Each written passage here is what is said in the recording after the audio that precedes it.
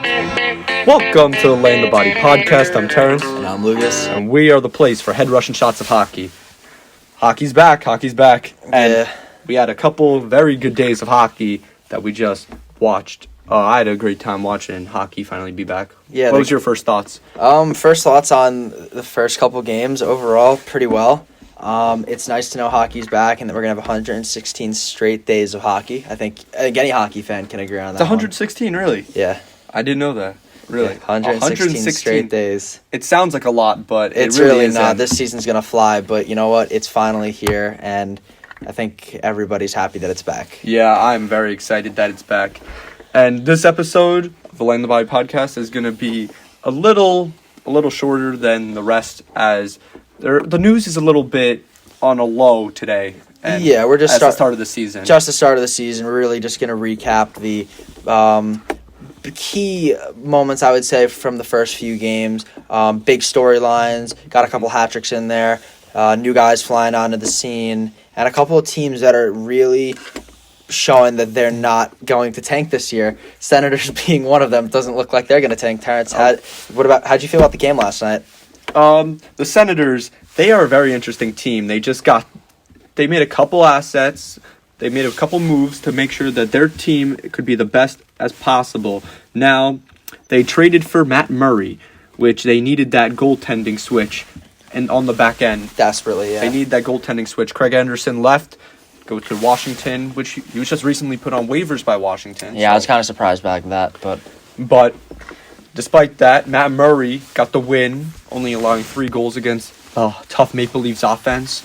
Then they got the asset of They got Thomas Chabot on the back end, who's been pretty good. They got Braden Coburn from the Tampa Bay Lightning Stanley Cup team. Yeah, overall, their GM did a really good job. Melnick did very good. Yeah, he had a lot of money to spend. That's the one time that I think I'm ever going to say that. Melnick did a pretty decent job, and he was desperately trying to go to that cap floor, and I'm pretty sure that's why he's going to be back to hoarding his money. Yeah, no, for sure, I would tend to agree with that. I think this is the first time Ottawa fans can agree with that statement, that he actually did something right for the team. But Dorian was the big guy doing that, so that was nice. Then, of course, with Matt Murray, Derek Stepan came in from Arizona, and he scored a goal in this game. Yeah, he's been playing well so far. He had the puck behind in that one game. Yeah, I mean, Austin Watson scored, of course. Brady Tkachuk, Thomas Chabot, Chris Tierney from one of those. I mean, just an overall great performance. And I mean, the Senators just looked like they were playing a great team game there. And it's very surprising because everyone projected this team to be dead last, but no one saw that.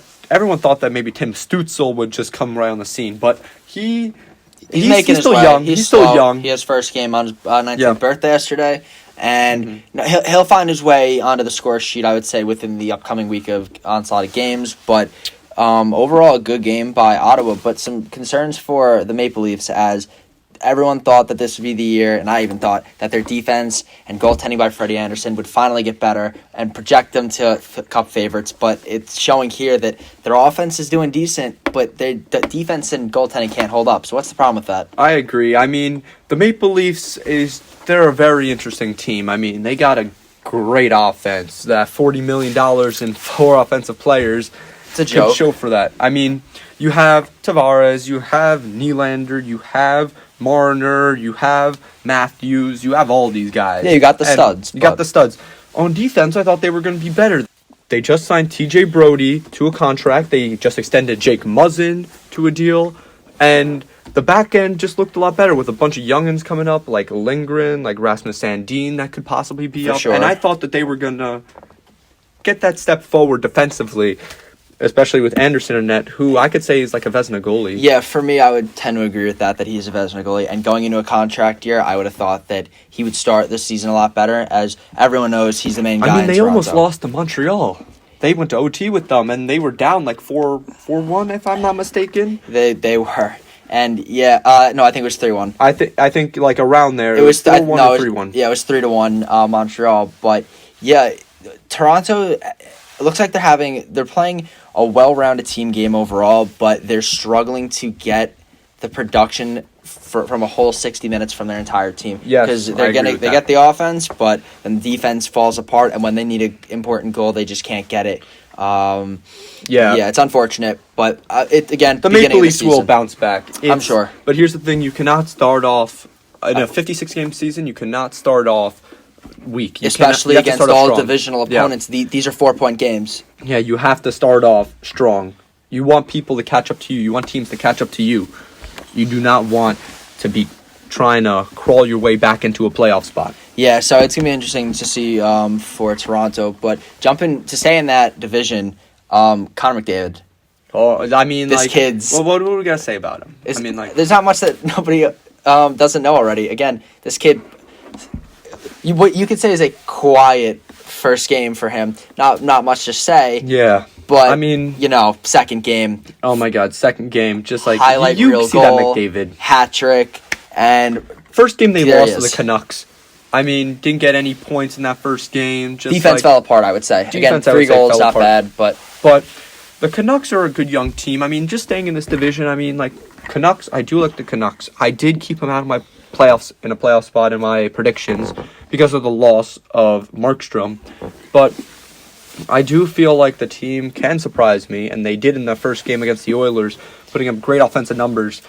And, I mean, in the second game, though, the Oilers, they just came back to life again. yeah, and to they no just- one's surprise. I mean, McDavid came back and a lit it 5-2 up. win. McDavid with a hattie, and it's just amazing what this kid can do. Like that goal with like less than a second left, just like a great face-off win back to Kyler Yamamoto, who just took a shot on, rebound for McDavid right there. It's like they practiced that, and it's ridiculous. Yeah, no, and again, McDavid, Draisaitl, the big names on the Oilers, but you also have to look at it. Yamamoto and Nugent Hopkins having a good start to the season. I think Yamamoto's got a goal, and Nugent Hopkins had 2 in that game against the Canucks. So good start for the young core. like a Yamamoto. Like Yamamoto has been someone that I've You slowly really coming been- onto the scene. I feel Slowly, like but everyone like always. He's like I think 5'7". If I'm not mistaken. yeah, like 5'7", 5'8". He's very small, and the kid is just like electric. And I always liked him. And the Oilers have always struggled with offensive depth. And they've had the McDavid, they've had the Draisaitl, but they haven't had the depth behind it for them to put up a good offensive showing. Even though those two did carry, they need more depth.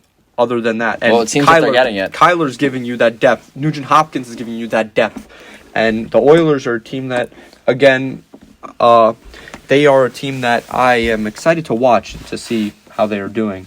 Yeah, no, definitely some big things coming out of Connor McDavid so far with the hat trick And Draisaitl, of course, as well. for sure. And staying on topics of a hat trick, Travis Konechny, 3 hattie last night against Pittsburgh. Yes, Travis Konechny has come onto the scene very well. I mean, I've always liked Travis Konechny. I've always feel like he's a good two-way player, good agitator, and he's just like came out big in the 5-2 victory. Yeah, another guy, the other not night. big at all, but you know what? He's finding his home in Philadelphia, and he's doing what he's got to do. He's putting up the goals on a team where again you have offensive prowess, whether it be Giroux, Couturier.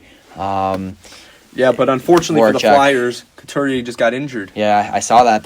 He has a shoulder MRI injury. for a separated shoulder. Hope maybe, knock on wood, Yeah, maybe you- not a separated shoulder. You gotta but hope, as a Flyers fan, you never want to see anyone get hurt, but you gotta hope that it's mean, not torn ligaments. Your Selke candidate goes down. I mean, you're gonna feel it. I mean, they've still got Giroux there, their captain down the middle.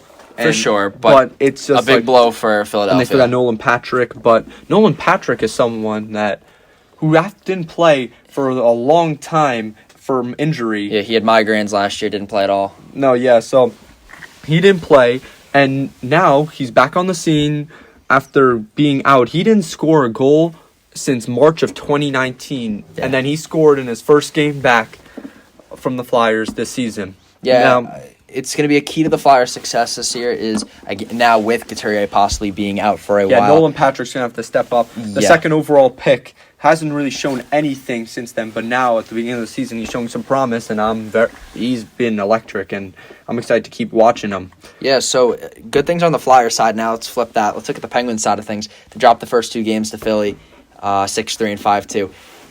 overall offense been shaky, but still got 5 goals in 2 games. Can't put the blame on them. Now you got to look at the back end. The biggest question that we had for Pittsburgh is their defense. Was their defense and goaltending going to be able to hold up? And clearly, you've allowed 11 goals in 2 games. Yeah, they aren't doing it. I mean, they're gonna have to switch something around. I mean, Mike Sullivan's still there. I feel like it might be time to go for him. I think at the end of the season they'll give him the goodbye, but for now, unless they start having a horrible season, I think I see Crosby's going back to old times. I mean, he's been very good. Yeah, he's got a goal in back-to-back games. Crosby's been very good. I think whenever he's on the ice, I mean, you always recognize Crosby, but like he's been, especially now with McDavid and Draisaitl and Kucherov. And the young guys coming onto the scene. Even though Kucherov isn't playing, and the young guys coming onto the scene, Crosby, I can't believe I'm saying this, is good. It's like going under the radar a little bit. And the guy is still amazing. I mean, yeah, for sure. He's really going into like his 30s. I mean, mid-30s, he is still producing good numbers. And it's ridiculous what this guy's doing. Yeah, and on the flip side of things, Brandon Tanev has 2 goals in 2 games. Something that they need from Pittsburgh needs from Tanev and other guys like Gensel. They need those depth scorers, and that's what they signed Tanev last year to do. So, should be interesting to see going forward. But yeah, pretty much the Flyers have been a team that has been flying high. Another team that has been flying high is the Tampa Bay Lightning. Yeah, no surprises here. No surprises. With Kucherov out, people would think like, oh, maybe a little hit. Maybe a little hit. But for sure not. But still, in 2 games, they won both of them against the Blackhawks, and the Blackhawks just don't have goaltending or defense. They just don't. Yeah, and their offense is struggling a little bit, but with Kirby Dach out and Kirby Dach's out, Taze is out. I mean, it's tough. It's going to be tough for the Blackhawks, I feel, in a tough division there. But the Lightning just looking electric. It's also tough with those things you said. With the injuries. Stamkos being healthy again. Kucherov, of course, is not healthy, but you take Stamkos, who didn't play at all pretty much last year. Yeah. And now you replace Stamkos with Kucherov. You bring them together. I mean, then you swap them, and there you go. I mean, Stamkos is still producing 2 goals in 2 games. I mean, he's been doing good. Yeah, good numbers for my fantasy team. Yeah, oh my God, Stamkos! I just always love the way he plays. I mean, Stamkos is. I feel like when he's healthy, he's one of the top players in this league. I would agree. I would also say that with Crosby, he's flying under the radar a little bit. Again, I know the injuries because he's been injured. I mean, he is injury prone, but you can't forget. But when he's in, he's lethal. You have to remember in the Stanley Cup final, came in for a shift against Dallas, and he nets one in the finals. So I mean, yeah, it's just like he's putting up great numbers, and right now the team is just blew out the Blackhawks every time. Now, speaking of blowout, I wanna talk about the blowout that just occurred yesterday. Yeah, 8-0, 8-0. The Avalanche beat the Blues. Yeah, tough one to swallow if you're St. Louis. Again, you took the first of these 2 games. Yeah, they looked very good. St. Louis looked great. 4-1. And that was without Hoffman. And now Hoffman didn't play, and now he's back. And 8-0. 0. I mean, surprising. The Avalanche probably just had those first game jitters, I would say. For sure. And then the second game, they know they didn't have a good performance. And then Nate Mack just came on the scene. And Nate Mack put up a lot of assists. Gabe Landeskog came back as well for the second game. He wasn't in the first game, put up 2 goals.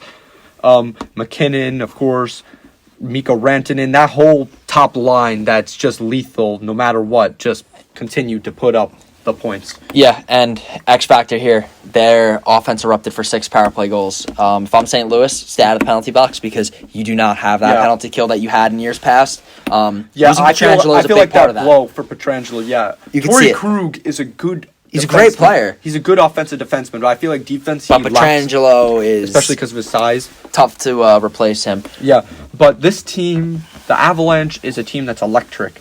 Again, I don't know what happened the first game. I'm going to say first game jitters. The Blues just outplayed them. They shut them down. This game, complete opposite. Can also say Binnington had a very good performance in the first game, and the second game, not so much as he was pulled after that 4th goal was scored. So, the that division is going to be very interesting between the Avalanche and the Blues, and everything is going to be very nice for this. Now, going into another game. Should we get into another shutout? Yeah. Let's get into another shutout. Let's get into it. Islanders Rangers. Rangers fans, tough one to swallow on your first game.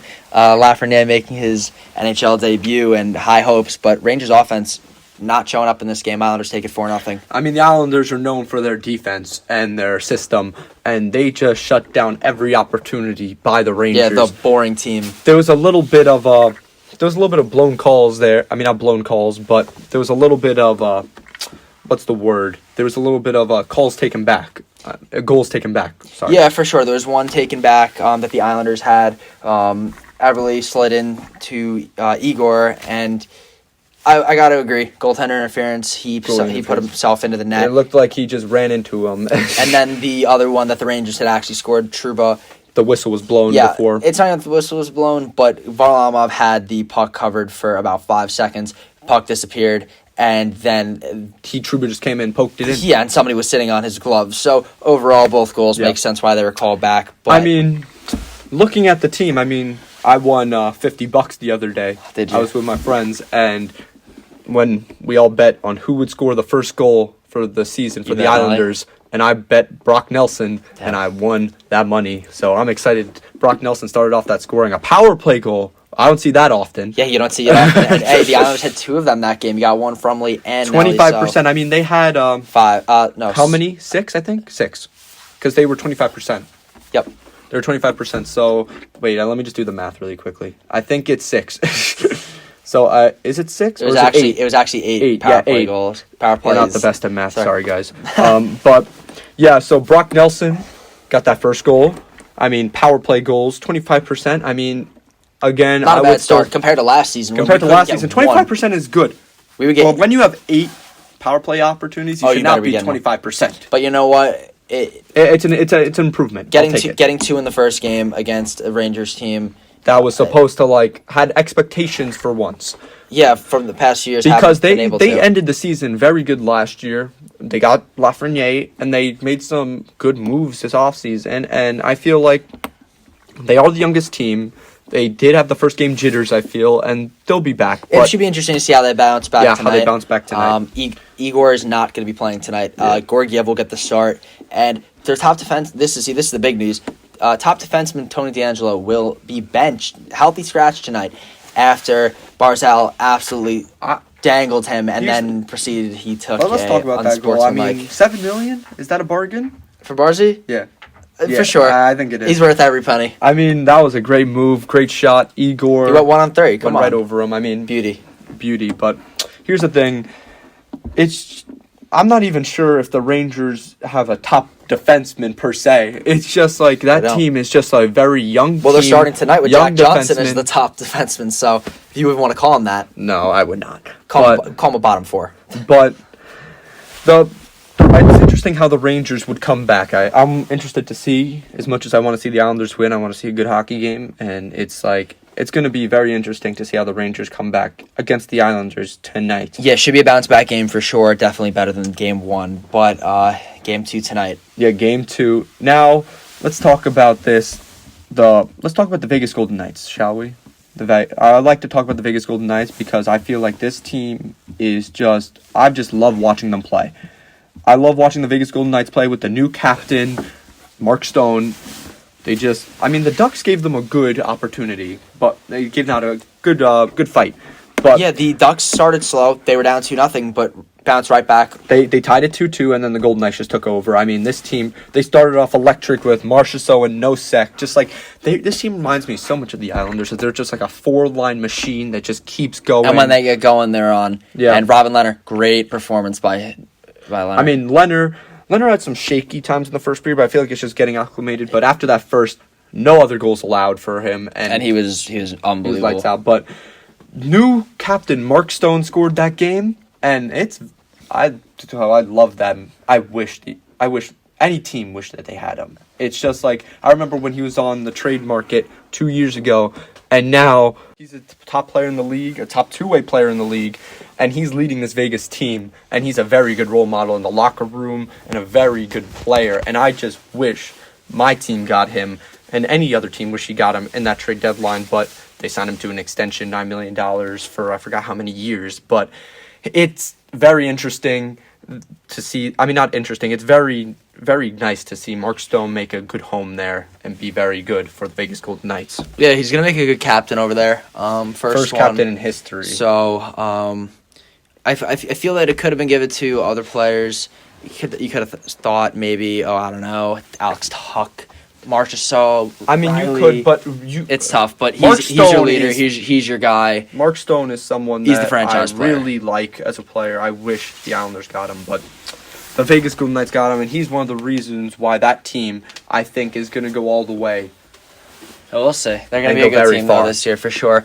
Let's stay in this division. We're going to go Wild and Kings. So this was an interesting one. Now, I had the Wild last in this division, and the one thing I said was if Kirill Kaprizov, their top prospect, can come in and be the X factor like people think he can be, then they can surprise some people. And what happened, Lucas? He sure did. 4-3 in overtime, and your guy got the winner, Kaprizov. In OT. I mean, this guy's electric. Like, one of the top scorers in the KHL over the past few years. And he's just, like, everyone's been waiting for him. He's been on contract in the KHL for a long time. And now that he's in the NHL, people were awaiting his arrival. He's the Ilya Sorokin of the Wild. And everyone was waiting his arrival. And everyone was excited to see him, and he produced. Yeah, for sure. Just put up 3 points in the 4-3 victory against the Kings, a goal and 2 assists. Just electric Kaprizov, and just like the announcer said for the Wild, Kirill the Thrill. Yeah, no, Minnesota Wild got off to a great start. Really you can thank it to Kaprizov. But, hey, Cam Talbot didn't play half bad either. Yeah, I mean, I thought the loss of Dubnyk would have been a little bit, but Talbot's decent, and I do like Cam Talbot there. They got a decent defense, too, Spurgeon and Dumba. So it should be Ryan good to Suter, just all of them. I'm very interested to see how this team does. I'm not sure. I wasn't really sure on Kaprizov. They're like Ottawa, can surprise people, but not high expectations. I feel like Stützle to Ottawa is Kaprizov to Minnesota. I would agree with that. To where if Kirill continues his rampage on the NHL and continues to put up the points and be an X factor for the Wild will do good. Same thing with Ottawa. If Tim Stützle starts to come up and starts to be that X factor for Ottawa that we think he can be, then I feel like Ottawa can surprise some people. Now, looking at maybe another game that maybe was a bit closer, overlooked, I would say. People expected. Bruins Devils. I mean, the Bruins just scraped out the Devils 3-2.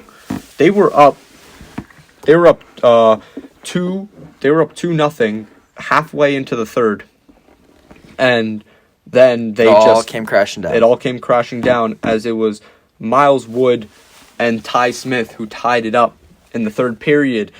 I mean, like I said, it's unfortunate that they lost Corey Crawford to retirement because of injuries and because of family stuff and everything. Yeah, no, it's definitely a big loss, but guess what? Mackenzie Blackwood. It opens it up. I knew Mackenzie Blackwood was a good goalie. He is a very good goalie, very underrated Well, he's young finally goalie. being given the chance. Now Crawford's not there. Schneider's not there. He's been always a third string or a backup goalie. He's finally being given the opportunity to start in the National Hockey League. He was a starter last year going into it because of the injuries in goal and net, and when he was there, he showed very good promise, and he was very, very good. And unfortunately, they lost, but Blackwood's amazing. Marchand scored the game-winning shootout goal, and he scored a goal in it as well, power play goal in the first. And just like it shows that the bad Bruins are still around. They maybe first game they didn't do as good, but they lost a lot of pieces. They didn't have Pasternak, new captain in Bergeron. Yeah, for me though, the biggest key in this game when I'm looking at the Boston Bruins is gotta think of it this way. Yes, Boston doesn't have Pasta, and yes, they have some other guys to injury. They lost Crew, they lost Char.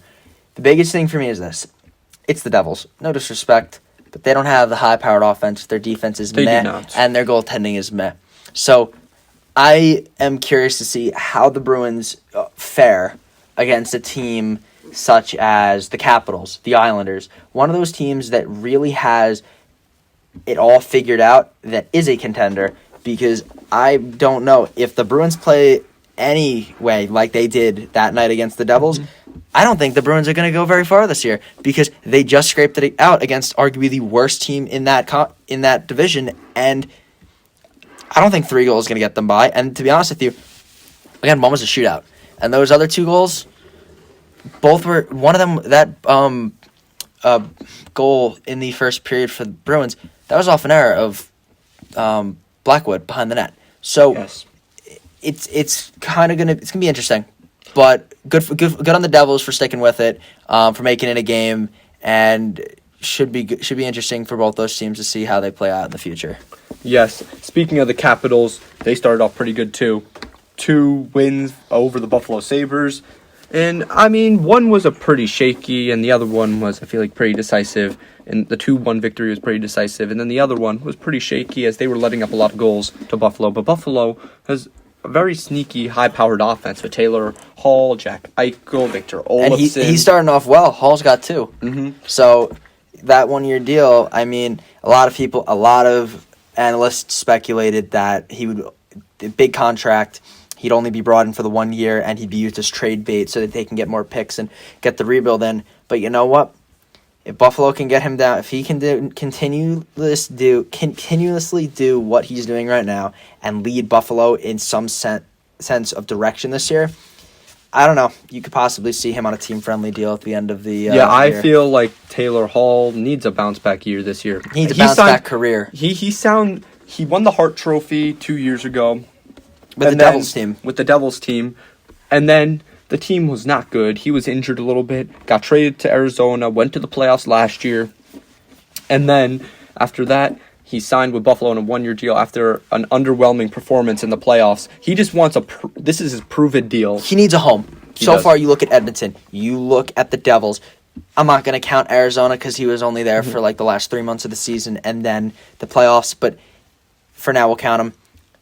He hasn't had a home throughout his whole career, and this is the first time I can legitimately say Taylor Hall has somebody to help him, unlike when he was on Edmonton, unlike when he was on New Jersey, unlike when he was in Arizona for the short stint. He now has Jack Eichel, Olofsson. On the back end, you got Layin, Ristolainen.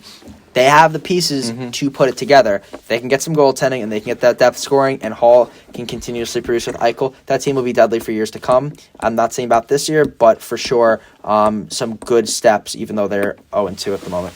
Speaking of no home, let's talk about the Blue Jackets, shall we? And this Blue Jackets game first, and then we'll go into maybe a little bit of Pierre-Luc Dubois. But that's the thorn on their side. But we got the Predators, Blue Jackets. The Predators yesterday beat the Blue Jackets. I'm sorry, not yesterday, 2 days ago. Beat the Blue Jackets 3-1. Now, just the Blue Jackets are a good team, but I feel like against the Predators, Pierre-Luc Dubois, like, looming around them, it's hard to, like, get anything going. Yeah, I would tend to agree with that. Pierre-Luc Dubois trade rumors, like you had told me previous to this, and how I had said a couple weeks ago, slowly heating up as we speak at this point. Tortorella is really starting to get fed up with him, and it looks like there might be a possible trade for Pierre-Luc Dubois in the near future, as it's a cancer to the team. You can't have a guy who wants to be traded playing because it's just not there. The will to win is not there, and you can't have that on a team. Yeah, and I know you can't have that cancer on a Tortorella team. You can never have that. Yeah, you can't have that cancer on the team. And I wouldn't say Pierre-Luc Dubois is really a cancer, but like all the drama surrounding him, and if it isn't going to be good to play around. It is not going to be good to play around, and it's going to be tough for them to really get out of it. Now, a game that really didn't get a lot of light. We're just going to go over this really quickly. 3-0 Hurricanes over Red Wings. I mean, the Hurricanes just like, I'm going to keep this short and simple. The Red Wings, new captain, Dylan Larkin, Thomas Greiss in net for the first time. Had some good young players come up, like maybe the eventual Morris Sider. But Hurricanes 3, Red Wings 0. Not really a lot to say about this game. Hurricanes expected to win, killed them 3-0. Yeah, really, for what it's worth, Garz played well. He had 40 saves, so big game for him. Good first game. Tough with the defense and getting no offense going, but yeah, to keep it short and simple, like you said. Yeah, nothing new. Nothing new. I mean, the Red Wings are just had like a very underwhelming performance, just like they would usually have, and the Hurricanes, even though playing against the Red Wings, looked good. And I mean, everyone's pretty much expected to look good against the Red Wings, but Hurricanes looked very good in the first game back to play. Now going on to another team with maybe some drama like Columbus, Winnipeg.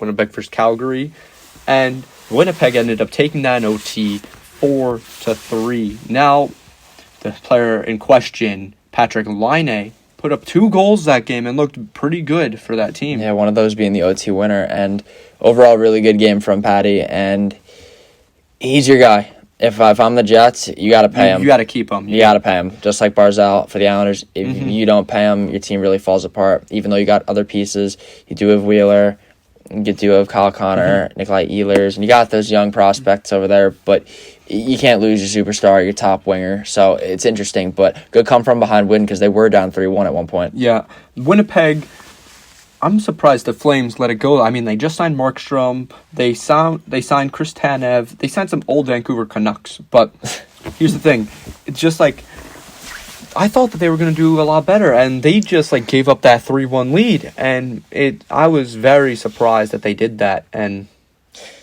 it's very interesting that they gave up that lead, and I was looking forward to seeing the Flames and the Flames just like continue to like take the next step.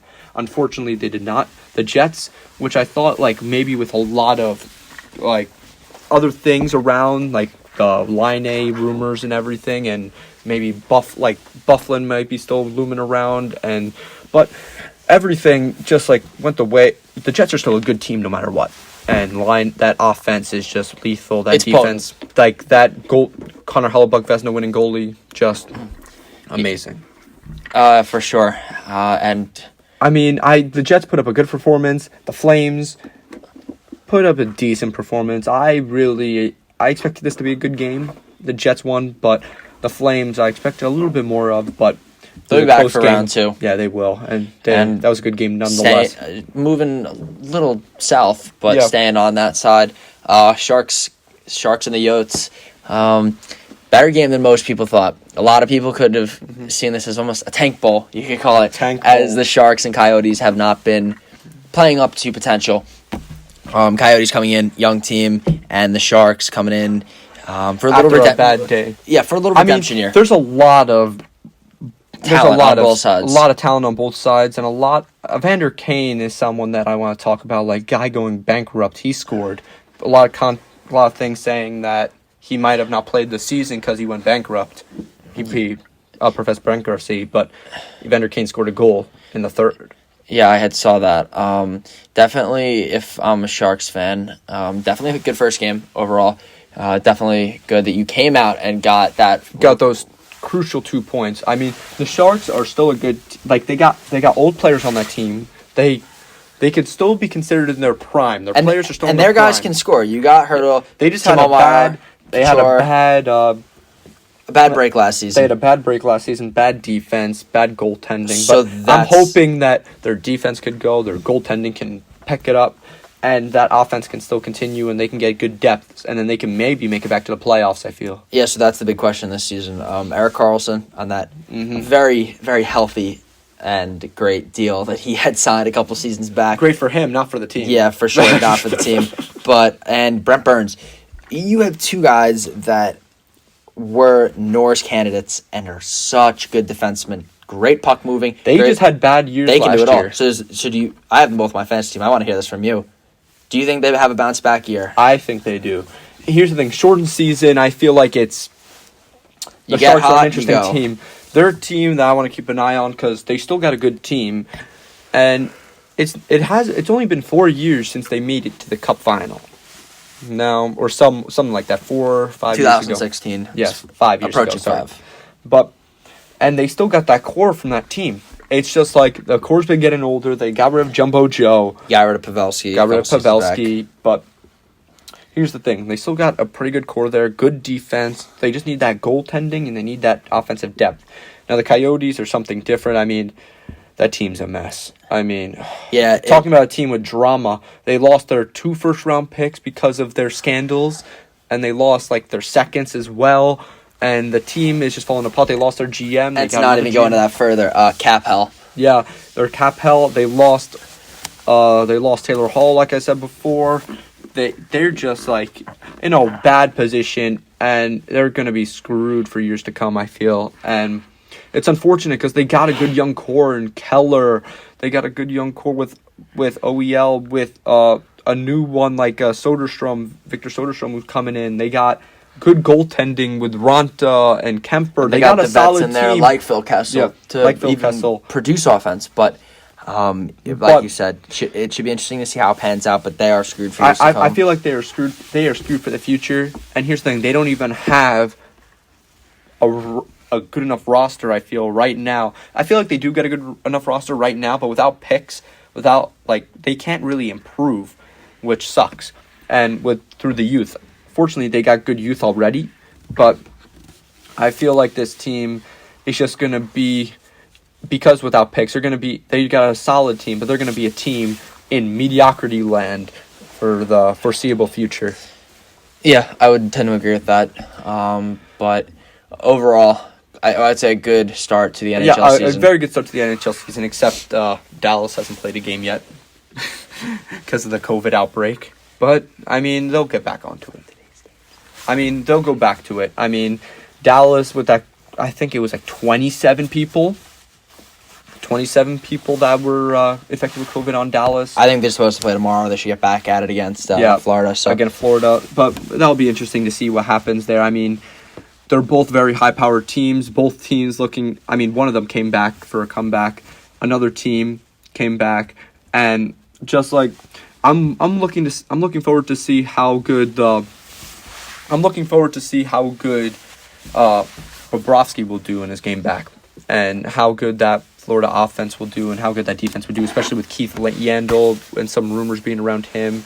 And I'm wondering how Dallas will do with like some injuries there, like Ben Bishop being injured, like Tyler Seguin being injured, and how that team will do in here. Yeah, it should be interesting to see how that pans out. But we're going to move into a segment that I'm going to run for you real quick. We're going to do a little hat trick challenge for you. Hat trick challenge? So I'm going to ask you some questions. Let me hear it. Maple Leaf centers, these are today's games. Do the Maple Leafs bounce back and get that win? Do the Maple Leafs bounce back and get that win? I will get the over on that. I will say yes. That they will bounce back and get that win. I feel like that team is too good. That offense is too good. And I feel like Freddie will have a bounce back game. You will see very good performances by the likes of John Tavares, who's had a hot start to the season. He's got 5 points. And the captain. You'll see Matthews start to come back up again, and you'll see the Maple Leafs win today. So, question 2. Does Panarin let's start with this. Do the Rangers get on the board, and does Panarin record a point tonight? I think Panarin does record a point. I will take the over on that, and I do think that they will get on the score sheet today. Will it be enough? They still got a high-powered offense. I hope not, but I do feel like this is going to be a lot closer of a game now. I feel like the Islanders 1-2 goal game. I could agree with that. Yeah, I feel like the Islanders, just after whooping them, I feel like they might take it for granted a little bit, and the Rangers are going to come out hot. So I still feel like the Islanders will take it, but I feel like the Rangers will give a very nice fight against the Islanders, unlike the first game. And final question, final game of the night, Canucks and Flames. Does Jacob Markstrom, do the Flames get the win? Does Jacob Markstrom get his first win as a Flame? I think so. I think that the Flames are a very good team. They just need to put all the pieces together, and I feel like Jacob Markstrom against his old team is going to want to put up a good performance and going to want to beat his old team, and I feel like the Flames will bounce back from an OT loss that they really want to get, and they're going to get the dub, and Jacob Markstrom is going to get his first as a Flame and first against his old team. Awesome. Well, I appreciate your answers. Guys, we appreciate you listening. Yeah, this is going to be the end right now. We just went through pretty much every game. I mean, we're going to... this is a little bit shorter podcast than normal, like I said before, because the news is kind of on a low for NHL-wise. And here's the thing. Just the start of the season. Everything's just slowly getting in there. Speaking of the start of the season, I want to, just wrap it up by a little bit of this. What do you think of those helmet sponsorships? And what do you think about the atmosphere in the games for the start of the NHL season? What do you think of this atmosphere, this kind of empty feeling? I'm going to make it short and sweet. Start with the sponsors. Not a fan of it. It's not like the Russian leagues where their entire jerseys are destroyed based off of it, but it has to be done. They got to find a way to get revenue, just like the divisions being sponsored. It has to happen. In terms of atmosphere, again, no one's a fan of it. Wish we could have fans in there, but I think everyone would rather see hockey being played than no hockey at all. And again, just like the Islander Ranger game, didn't seem like me and my friends who are Ranger fans, I'm an Islander fan, they're saying it. Good game, but didn't seem like an Islander Ranger game. Not the physicality, can't get the momentum and all the... Yeah, it just isn't the same. I mean, crowd. But fortunately, there are some teams that do have fans in the stands. Unfortunately, their teams are not very good. But I mean, did you see that? The Predators. The Predators got had fans in the stands. I saw, and so it the does Predators Arizona, threw a catfish. Florida, with a mask. The Predators fans threw a catfish with a mask on it. I mean, it's nice that they're putting the tradition on there. But that's very nice to see. And Arizona also had some. But we'll look to see how this week pans out. Again, the atmosphere might not be the same, but it's still good hockey being played. I still enjoy it. You still enjoy it. For sure. And it's going to be interesting how the rest of the season plays out. Now, this is going to wrap up the podcast. And we're going to, maybe, these are probably going to normally be how long the podcasts are, I feel, from 30 minutes to an hour. The other ones have been a little bit longer because of the start of the season, because of big World Junior Championships.